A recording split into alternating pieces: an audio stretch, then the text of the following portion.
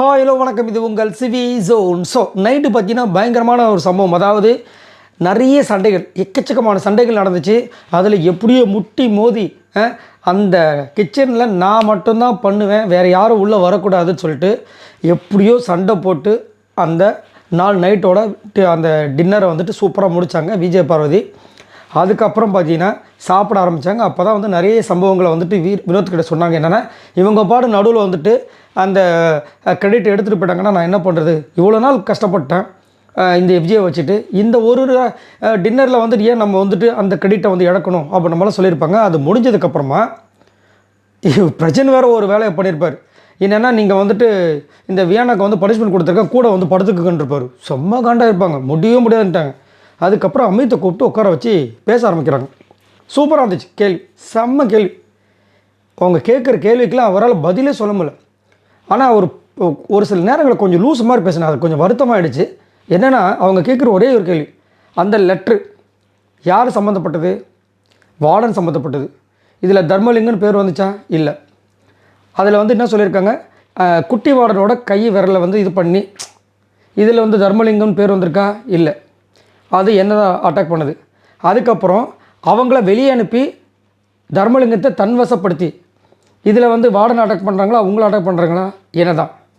இதுக்கப்புறமா என்ன பண்ணுறாங்க, அதாவது அடுப்பாங்கரைக்கு கொண்டு போகணுன்னு சொல்கிறாங்க. அதில் யார் அட்டாக் பண்ணுறாங்க? வார்டன். இதில் எந்த இடத்துல உங்களுடைய பேர் இங்கே வந்துச்சு, உங்களுக்கு ட்ரிகர் ஆகிற மாதிரி என்ன விஷயம் நடந்துச்சு, என்ன வந்து நீங்கள் துரோகின்னு சொன்னீங்களோ அதுக்கு அர்த்தம் மட்டும் சொல்லுங்கன்ட்டாங்க. இப்போ யோசிச்சு பார்த்தா ஒன்றுமே இல்லை. ஆனால் அதுக்கு அவர் பண்ண அட்டகாசம் இருக்க பாருங்கள். அவர் என்ன நினச்சிட்டாருன்னா, இப்போ அவங்க சொன்னது தப்பு தான், அந்த எழுதுனது தப்பு தான், ஆனால் நீ திரும்ப திரும்ப சொல்கிறதுனால அது தப்பாக பெருசாக தெரியுமா? அது தப்பு தான், நான் ஒத்துக்கிறேன், ஆனால் அதை நம்ம கேட்க முடியாது. ஆனால் திரும்ப திரும்ப நீ இதை பற்றி பேசும்போது அது தப்பாக பெருசாக தெரியுமா?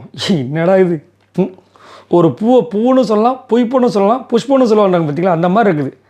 அவங்க செஞ்சது தப்பு, அதுக்கு அவர் கோவப்படலை, அதை ஜாலியாக எடுத்துக்கிறாராம். ஜாலியாக எடுத்த விஷயங்களை இவங்க திரும்ப திரும்ப சொன்னால் அது தப்பாக போயிடுவான்.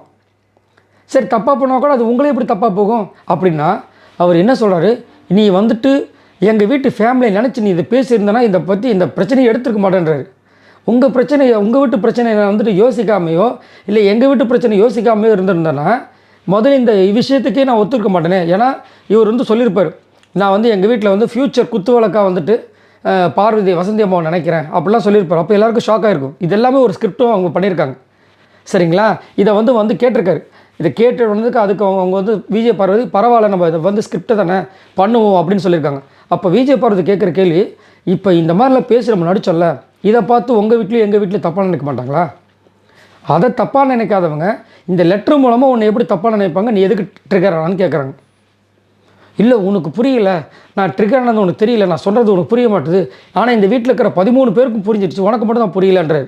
சரி, அப்போ எனக்கு புரிய வைக்க முடியல. ஏன்னா ஆன்சரே இல்லையே. இதில் நான் பாதிக்கப்படும் என்ன பாதிக்கப்பட்டீங்க? அவங்களால வந்துட்டு அதாவது இவரால் இவங்க தான் பாதிக்கப்பட்டாங்க, அந்த லெட்டரால் அவங்களுக்கு தான் பாதிப்பு.